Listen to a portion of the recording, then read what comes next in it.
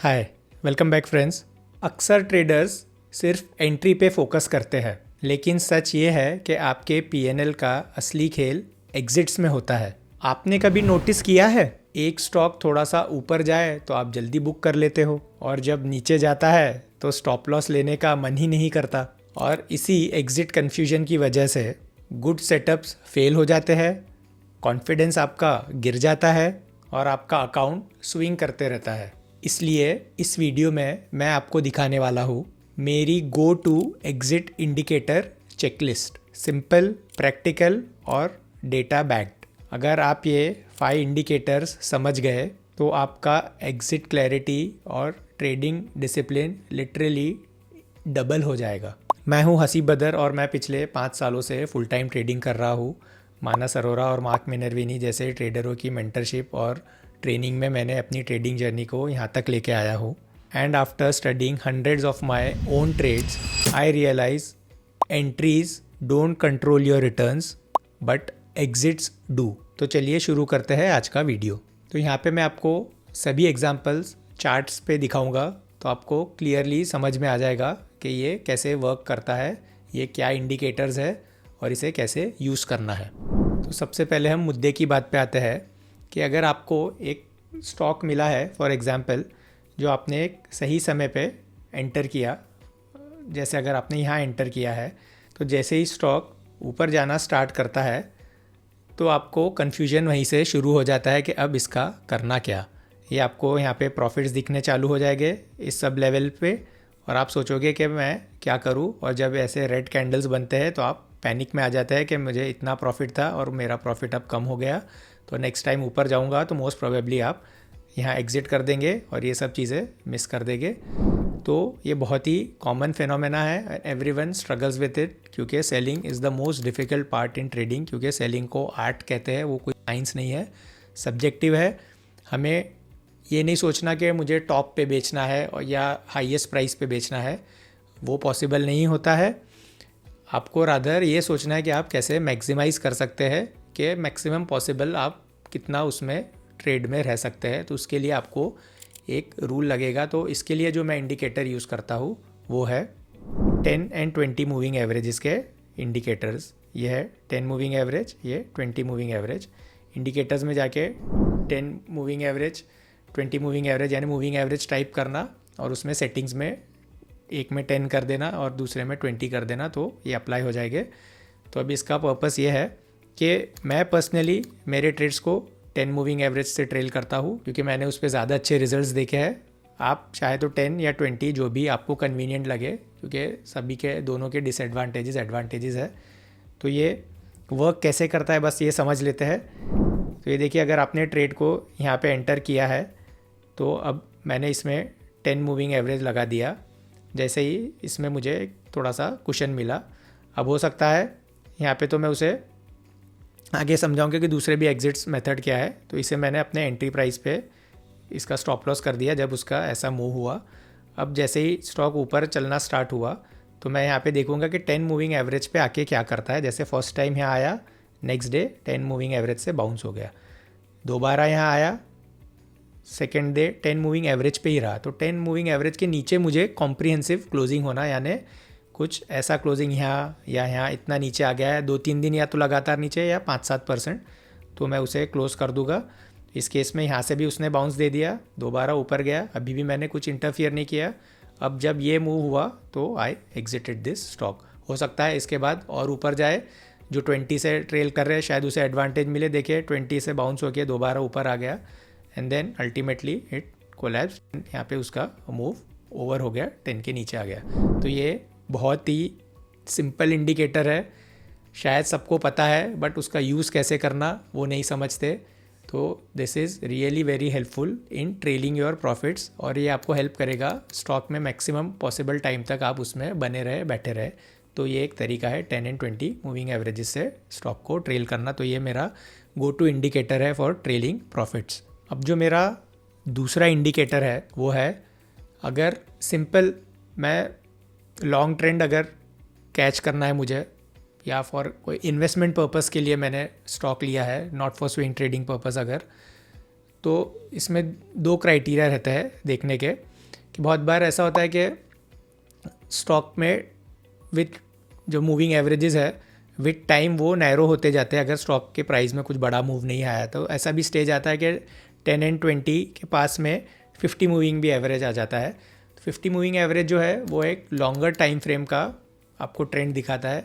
और मेरा जो डेटा है जो मैंने एनालाइज़ किया, मैंने देखा है कि जब भी मेरे स्टॉक्स 50 के नीचे आ जाते हैं तो मैं उसे एग्ज़िट करना ही प्रेफर करता हूँ, क्योंकि उसके बाद उसका trend in most of the cases ख़त्म हो जाता है। और जस्ट इन केस अगर वो 50 को रिक्लेम भी कर लिया तो मुझे दोबारा एंट्री लेने का मौका देता है वो।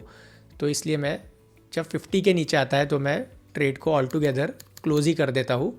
नो इफ्स एंड बट्स, मैं उसमें कुछ भी नहीं सोचूंगा। वो मेरे लिए वो ट्रेड आगे के लिए भी फीजेबल नहीं है एंड वो मेरे हिसाब से ट्रेंड इज़ ओवर। जैसे अगर आप यहाँ देखें, जैसे अगर आप इसे यहाँ पे सिंपल 50 से अगर ट्रेल करके चल रहे थे, क्योंकि 50 में चांसेस आपको ज़्यादा बड़े ट्रेंड्स मिले, क्योंकि बहुत बार 10 एंड 20 के बाद स्टॉक 50 से बाउंस लेता है तो आपका उसमें ओपन गेन भी जाने का चांस ज़्यादा रहता है। बट अगर आप 50 को फॉलो करते हैं, जैसे मैं ओवरऑल ट्रेंड देखने के लिए कि ये स्टॉक यहाँ ऊपर था, अब इसके बाद ये स्टॉक ने सेव यहाँ पे आ गया 50 के नीचे क्लोज दे दिया तो आई एग्जिटेड दिस स्टॉक। देखिए वो दोबारा 50 के ऊपर आया एंड दोबारा चल पड़ा, लेकिन उसने यहाँ पे फिर से एंट्रीज भी दिया है आपको वापस री एंटर होने की अपॉर्चुनिटी। एंड देन उसके बाद अगर आप यहाँ देखें तो again this stock has collapsed 50 के नीचे, तो उसमें अभी एक trend is over for now. तो उसे कंसिडर करके कोई सेंस नहीं बनता है, तो अननेसेसरी उसको ओवर ट्रेड करने की कोशिश करेंगे या दोबारा एंट्री बनाने की कोशिश करेंगे तो हायर चांसेस है कि in most of the cases वो वर्क नहीं करेगा। तो अगर एज ए इन्वेस्टर भी आप अगर देखते हैं या लॉन्ग टर्म भी होल्ड करने की कैपेसिटी रखते हैं, जब भी 50 के नीचे आता है तो उसमें एग्जिट लेना इज़ एडवाइजेबल। एक और एग्जांपल इसका दिखाता हूँ। जैसे फॉर एग्जांपल आपने ये स्ट्रॉन्ग एक थीम थी रेलवे सेक्टर की, तब आपने अगर ये स्टॉक कैच किया है और आपका क्राइटेरिया था कि आप उसे लंबे समय तक होल्ड करेंगे, तो आपका ये स्टॉक यहाँ ऊपर गया, देन यहाँ 50 के पास आया, बाउंस लिया, देन दोबारा यहाँ पे आया, नीचे आया, in most probability I would have close this trade. और आपने भी अगर इसे क्लोज कर दिया रहता तो देखिए in this whole period stock ने आपका ये जो एक हाई दिया था तो उसके बाद उसने सिर्फ वही रिक्लेम किया है और वहीं का वहीं रहा, उतने पीरियड तक कुछ भी सिग्निफिकेंट नहीं हुआ। एंड देन अल्टीमेटली 50 के नीचे फिर दोबारा आया और फिर ट्रेंड उसका ख़त्म ही हो गया। तो क्लियरली 50 मूविंग एवरेज एक आपको गाइड जैसा हेल्प करता है कि इसमें अब ट्रेंड इंटैक्ट है या नहीं, क्योंकि 50 के नीचे आने के बाद चॉपीनेस भी बढ़ जाती है, उसका एक क्लियर जो अप ट्रेंड था वो ख़त्म हो जाता है। तो ये एक एग्जिट इंडिकेटर आपको ट्रेंड समझने में भी हेल्प करता है और उसमें आपको ये भी डिसाइड करने में हेल्प करता है कि दोबारा उसमें एंट्री कब लेनी है कब नहीं लेनी है। अगर उसके नीचे है 50 के नीचे स्टॉक तो अवॉइड कीजिए, उसको एग्जिट करना ही एडवाइजेबल रहता है। तो जो थर्ड इंडिकेटर है वो है आपका, ये आपको ट्रेडिंग व्यू में कहीं ऐसा नहीं मिलेगा, वो है आपका खुद का माइंडसेट का एक इंडिकेटर, वो है स्टॉप लॉस सिस्टम में लगाना, यानी ओरिजिनल स्टॉप लॉस को लेना। ये देखिए जैसे अगर आपने ये सेटअप ये स्टॉक में अच्छा था, प्रायर अप ट्रेंड था, देन यहाँ पे हायर लोज बना के स्टॉक ने आपको सपोज़ इस दिन यहाँ पे कहीं एंट्री दी है, इस दिन आप एंटर हुए और आपका ये सपोज़ ये स्टॉप लॉस था, तो स्टॉक ने सेकेंड डे आके आपका स्टॉप हिट कर दिया, दैट्स इट, आप सिंपल उसमें से एग्जिट हो गए। इस केस में स्टॉक ने अप मूव दिया, शायद आप स्टॉक के बाहर हो जाते या इस दिन कहीं दोबारा आपको एंट्री लेने का मौका मिलता तो आप दोबारा भी एंटर हो सकते थे। लेकिन पॉइंट इज़ कि आप एक डाउन ट्रेंड से अपने आप को प्रोटेक्ट करते थे। आपको मैं ये एग्जांपल नहीं दिखाऊंगा कि स्टॉप लॉस नहीं लेते तो क्या होता, आपको भी पता है कि बहुत बार स्टॉप लॉस नहीं लेने से क्या नुकसान होते हैं। वो 10 में से एक बार ही होगा, लेकिन आपका अकाउंट, आपका कैपिटल, आपका कॉन्फिडेंस सबको इम्पैक्ट करेगा। इसलिए बेटर है कि रूल कहता है कि क्योंकि ये सबके साथ होता है, ट्रेड आपने लिया और 1-2 दिन में स्टॉप लॉस हिट करके वो दोबारा ऊपर जाए, अगर ऐसा होता है तो आपको इन ऑल प्रोबेबिलिटी दोबारा एंट्री देगा। जैसे इस केस में स्टॉक ने यहाँ पे एंट्री दिया था, इनफैक्ट यहाँ भी एंट्री थी और यहाँ भी एंट्री थी, तो ऐसे बहुत केसेस में रहेगा। कभी कभी मिस हो जाए तो ये मान के चलिए सबके साथ होता है, आपको रिस्क फर्स्ट सोचना है। तो ये आपका ये एग्ज़िट इंडिकेटर, ये माइंडसेट अगर आप बना लेते हो, ये फॉलो करते हो, तो आपको ये क्लियर रहेगा कि छोटे लॉसेस में आप एग्ज़िट हो जाओगे। कन्फ्यूजन नहीं रहेगा कि मैं होप में इसे होल्ड करते रहूँ, शायद दोबारा ऊपर आ जाएगा। मान लीजिए आ जाएगा, कोई बड़ी बात नहीं है, सबके साथ होता है। उसमें आपने कोई बड़े तीर नहीं मारे कि आपने एग्ज़िट नहीं किया और स्टॉक ऊपर आ गया तो आपने कुछ रॉकेट साइंस कर लिया है उसके पीछे। ऐसा कुछ भी नहीं है, ये सबके साथ होता है। तो फॉलो कीजिए, क्योंकि एक ही बड़ा लॉस आपको हमेशा ट्रेडिंग से बाहर कर देगा। इसलिए ये exit indicator is very very important. अब एक इंडिकेटर जो मैं यूज़ करता हूँ उसे कहते हैं केल्टनर चैनल। तो उसे आप इंडिकेटर में जाके केल्टनर चैनल टाइप करना, केल्टनर चैनल ये वाला आपको ले लेना है। उसकी सेटिंग्स में मैं ये सेटिंग्स रखता हूँ 21 लेंथ एंड मल्टीप्लायर 3। तो आपको अप्लाई करना है। तो ये आपको स्टॉक का एक्सटेंशन बताया, काइंड ऑफ बॉलिंजर बैंड जैसा ही है, बट मैं इसे इसलिए यूज़ करता हूँ कि मुझे ये एक एक्सटेंशन स्टॉक में बता देता है।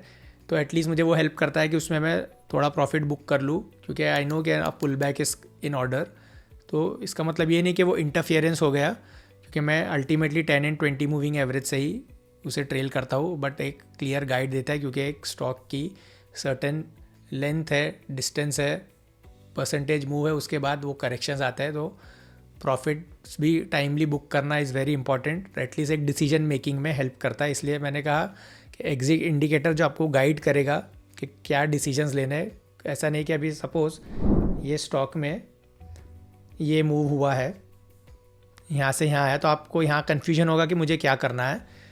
तो ये इंडिकेटर मुझे ये गाइड करता है कि जब भी इसके ऊपर मैं 5-10% जाने देता हूँ, स्टॉक निकलता है, तो मैं यहाँ पे मैं एटलीस्ट 50% बुक करने की कोशिश करूँगा, क्योंकि आई नो कि stock is a bit extended, तो वो पुल बैक देगा। और देखिए वहाँ एग्जैक्टली ऐसा ही हुआ, पुल बैक दिया। ऐसा नहीं कि नेक्स्ट डे ही हो जाएगा, कभी कभी फॉर अ सर्टेन पीरियड वो रहेगा। इसलिए इंडिकेटर्स ऐसा नहीं कि 100% टाइम ही वर्क करते, बट आपको एक क्लियर हेल्प करता है डिसीजन मेकिंग में। यहाँ देखिए ये नीचे आया, देन अगेन उसने अटेम्प्ट किया, एंड देन फिलहाल अगर आप देखें तो ये पूरा ही ख़त्म हो गया। दोबारा इस स्टॉक को मैंने ट्रेड किया था इस दिन कहीं, देखिए इमीडिएट केल्टनर चैनल के बाहर निकल गया, but with experience and time मुझे पता था कि ये लॉन्ग करेक्शन के बाद निकल रहा है, तो I will give it a time. थोड़ा सा पुल बैक दिया, एंड देन यहाँ पे आने के बाद मैंने थोड़ा सा उसे पील ऑफ करना स्टार्ट किया, प्रॉफिट्स निकाले, ऊपर गया, देखिए थोड़ा और पुल बैक दिया, थोड़ा ये मेरा मिस हुआ मूव, बट मेरे पास पोजीशन मैंने होल्ड की थी।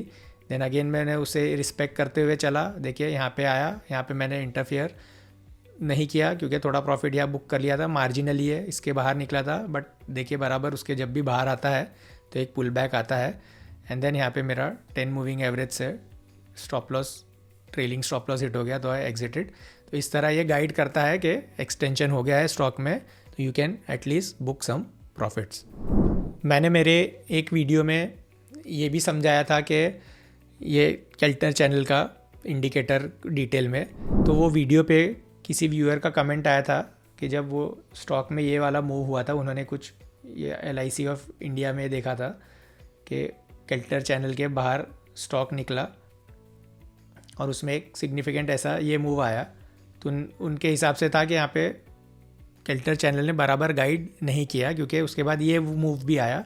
अब देखिए हो सकता है कि यहाँ पे एग्जिट कर दिया रहता तो ये थोड़ा सा मूव मिस होता, लेकिन उसके बाद देखिए स्टॉक ने एक सिग्निफिकेंट पुल बैक दिया, और ये देखिए लंबे समय तक फिर वो उसके बाहर कभी नहीं गया है। और ये प्राइजेस आप देखिए कितने महीने बाद वापस आई है, फरवरी का मूव, एंड देन अगस्त के बाद वो प्राइस आया। तो I know for a reason कि दे केल्टनर चैनल वर्क करता है, कभी जल्दी कभी लेट, तो उन्होंने बहुत जल्दी जंप कर दिया था, बट आई गाइडेड हिम कि आप चेक कीजिए उसमें। आई होप कि उन्होंने ये देखा होगा, इसलिए मैं आपको एग्जांपल इसलिए दिखा रहा हूँ कि आप भी एक्सपीरियंस कर सकते हैं। Give it a try, time दीजिए, एंड देन यू डिसाइड कि वर्क करता है या नहीं। और जो मेरा 5th इंडिकेटर है वो भी अगेन प्राइस का इंडिकेटर है। आप यहाँ पे जाइए, ये यहाँ से प्राइस रेंज सिलेक्ट कीजिए, और आप देखना जब भी स्टॉक आपका एक 3-5 दिन के पीरियड में ऐसा 40-50% का मूव देता है, यहाँ पे देखिए 48% का मूव दिया है, और इन होप आप उसे या लालच में होल्ड करके रखते हैं, then you are making a big mistake. क्योंकि इसमें अगर आप देखेंगे तो ये मूव इन ऑल प्रोबेबिलिटी लंबे समय तक कोलैप्स हो जाएगा। यहाँ पे मैंने मार्किंग्स भी करके रखी है कि इसे कहाँ लेना चाहिए और मैंने कहाँ रॉन्ग एग्ज़िट किया था इसमें। इसी तरह से सीखते भी है, इसलिए मैं आपको ये दिखा भी रहा हूँ कि इसके बाद ये स्टॉक का मूव बिल्कुल डेड हो गया और एक्सीड नहीं कर पाया वो प्राइस को। एंड देन देखिए लंबे समय तक वो मूव ऐसा डेड हुआ कि वो मूव डेड ही हो गया और आज भी वो प्राइसेस नहीं आए। इस केस में तो ऐसा हुआ है, लेकिन मेजॉरिटी ऑफ द केसेस वो 3-4 महीने अटक जाता है। तो ऐसा कभी मूव आपके साथ होता है तो वो आपको क्लियर एक एग्जिट इंडिकेटर है आपका कि time to move out of the stock. At least majority book करके निकल जाना चाहिए। For that you have to study various stocks. ये मैंने खुद के स्टॉक्स में भी फील किया है अलग अलग मिस्टेक्स करके, and then I studied and realize कि ये होता है। तो ये आपको एक अच्छा रीज़न मिलता है एग्ज़िट करने का। और साथ में अगर तब मैंने ये केल्टनर चैनल का इंडिकेटर भी इसमें अगर अप्लाई किया रहता तो ये भी एक इनफ क्लियर इंडिकेशन दे रहा था। आप देखिए इसके बाहर ये प्राइस आया है and then it immediately move down, तो ये भी एक इंडिकेशन था। बट ये नंबर गेम जो है 40-50% इन 3 to 5 days, वो आप ट्राई करके स्टडी करके देखिए और कमेंट्स में बताइए क्या ये वर्क करता है या नहीं। तो अगर आप ये चेकलिस्ट ऑफ इंडिकेटर्स को फॉलो करते हो तो आपके एग्जिट सेलिंग बहुत ही स्ट्रक्चर्ड हो जाएगी और आपको क्लियर एक डायरेक्शन मिल जाएगा कि how to sell and when to sell. और इम्पॉर्टेंटली आपके इमोशंस बाहर हो जाएंगे क्योंकि अब आपके पास एक क्लियर प्रोसेस है। अभी आप ही सोचिए, जब आपको ये सब क्राइटेरिया पता है तो आपको डिसीजन मेकिंग में ईजी हो जाएगा। और डिसीजन मेकिंग ईजी तभी होता है जब आपके इमोशंस और कन्फ्यूजन्स उसमें से निकल जाए, और वो निकलते तभी है जब आपका एक प्रोसेस है और रूल्स है। और इसलिए मैंने ये इंडिकेटर्स आपसे शेयर किए कि आप भी अगर आपकी ट्रेडिंग में अप्लाई करेंगे तो आपको क्लियर डायरेक्शन मिल जाएगा कि इट्स टाइम टू सेल और कितना और कब सेल कर देना है और ट्रेड से एग्ज़िट कर देना है। तो आपको ये सब चीज़ें डिटेल में और भी सीखनी है तो मेरा वीडियो कोर्स है tradewithhasib.com पे जाके उसे चेकआउट कीजिए। सभी चीज़ें डिटेल में समझाई है, उसे जोड़ेंगे आपको लाइफ टाइम एक्सेस मिलता है। तो क्योंकि ट्रेडिंग जर्नी एक लंबा प्रोसेस है तो आपको हमेशा आपका एक कंपेनियन रहेगा और आपकी जर्नी में वो हेल्प करेगा। सभी चीज़ें डिटेल में उसमें एक्सप्लेन की गई है, so do check it out. तो वीडियो पसंद आया है तो लाइक कीजिए, शेयर कीजिए, चैनल को सब्सक्राइब कीजिए और कमेंट्स में कुछ भी क्वेरीज़ है तो मेंशन कीजिए। मैं सभी कमेंट्स को आंसर करता हूँ। और याद रखिए हम हमारा नसीब खुद बनाते हैं। Thank you.